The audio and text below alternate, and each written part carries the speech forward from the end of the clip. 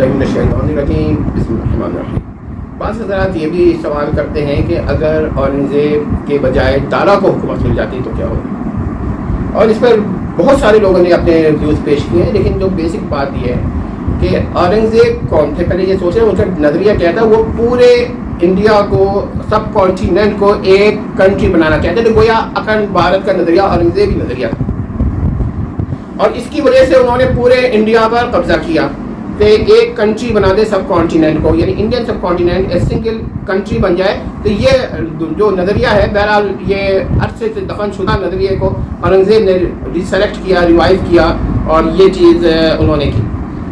اگر اورنگزیب نہ ہوتے تو کیا ہوتا؟ اورنگزیب نہ ہوتے تو یونائٹڈ انڈیا کا کانسیپٹ ہی نہیں رہتا. ہر علاقے میں مختلف لوگ الگ الگ ہوتے.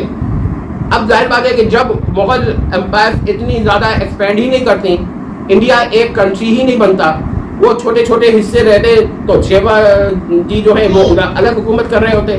یہ نہیں ہے کہ وہ مل کر کوئی مغلوں کے ساتھ ایک ملک بنا لیتے، وہ الگ ایک ملک بن جاتا. اب ظاہر ہے اس زمانے میں کنگڈم جو ہوتی یا جو جسے ہم کہتے ہیں کہ یہ ایک علاقہ، یہ ایک کنٹری ہی مانا جاتا ہے. تو ایک کنٹری وہ بن جاتا، ایک ادھر بن جاتا، گولکنڈا کی الگ ایک کنٹری ہوتا، یہ چیز ہو جاتی. ٹھیک ہے، ایک طرح پاورفل کنٹری ہوتا ہے، ایک کمزور ہوتا ہے، لیکن ہوتے سارے. تو انڈیا سب کانٹیننٹ ایک کنٹری نہیں بنتا. یہ تو اورنگزیب کا آئیڈیا تھا. اورنگزیب نے اسی آئیڈیا کے تحت یہ کرنے کی کوشش کی.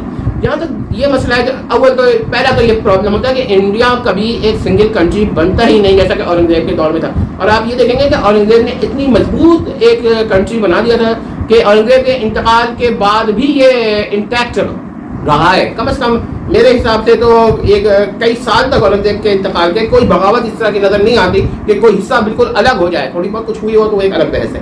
تو یہ ایک کنٹری بنانے کا تھا. تو دارا کا اگر یہ ہوتا، دوسری بات یہ دارا جو تھا وہ اتنا انٹیلیکچوئل نہیں تھا. مذہبی لحاظ سے بات نہیں کر رہا، فوجی لحاظ سے بات کر رہا ہوں. تو نتیجہ یہ ہوتا کہ مسلمانوں میں وہ ایک نیا نظریہ جو پیش کیا تھا اس کی وجہ سے مغل امپائر ایسے بھی ویک ہو جاتی. اور اگر آپ یہ سمجھتے ہیں کہ دارا کے اگر حکومت مل جاتی تو کبھی بھی نادر شاہ نہیں آتا، یہ ایک ڈفرینٹ کیس ہے. ہو سکتا ہے نادر شاہ آتا. اورنگزیب کے بجائے جو انڈین جسے آپ کہیے کنٹری جو اورنگزیب کا اورنگزیبین کنٹری، تو وہ جو ہوا ہے یہ دارا، یہ نادر شاہ کی وجہ سے کمزور ہوا ہے اورنگزیب کے بعد. ٹھیک ہے، تو یہ نہیں ہوتا. اور پھر دھیرے دھیرے مغل امپائر کمزور ہوتی جاتی، نہ وہ پورا انڈیا بنتا، نہ یہ وہ کمزور ہوتے. ہاں یہ کمزور ہو جاتے اور دھیرے دھیرے یہ ختم ہو جاتے. یہ پاسبلٹیز تھیں. یہ نہیں کہنا چاہیے کہ وہ رہتا اور یہ رہتا، اتنا بڑا ہی نہیں ہوتا. چھوٹا سا ایک علاقہ مغل امپائر میں ہوتا، باقی وہ ہوتا. ٹھیک ہے، پھر آپ یہ کہتے ہیں کہ یورپین پاور سے نہیں آتی، میرا خیال ہے کہ وہ پھر بھی آتی اور نتیجہ بعد میں ہوتا. جو اورنگزیب نے یونائٹڈ انڈیا کا کانسیپٹ پیش کیا تھا وہی برٹش امپائر نے وہی آئیڈیا لیا ہے اورنگزیب کا اور اسے امپلیمنٹ کیا. باقی اورنگزیب کو تو اپوزیشن ملنی تھی. اگر وہ تھوڑا زندہ رہتا ہے، اورنگزیب کے بعد جو نیکسٹ بادشاہ تھا وہ اورنگزیب کے خطوط پہ چلتا رہتا، تو یہ بغاوتیں ہمیشہ کے لیے ہی ختم ہو جاتی ہیں. ظاہر ہے کہ جب آپ بغاوت کو آپ ختم کرنا چاہتے ہیں تو ایک آدمی سے آپ توقع رکھیں کہ پورے انڈیا کو قابو کر دے، ایک مشکل کام ہے. آپ نے یہ نہیں کر سکتے تھے. آپ کو اس کے بعد ایک اور اورنگزیب چاہیے امپائر کا، اس کے بجائے کنٹری کا. میں آپ کو ایک بات کہتے ہیں کنٹری بن جاتا، اور ہو سکتا ہے کہ انگریز بھی نہ آتے. اپنا اپنا ورژن ہے میرا.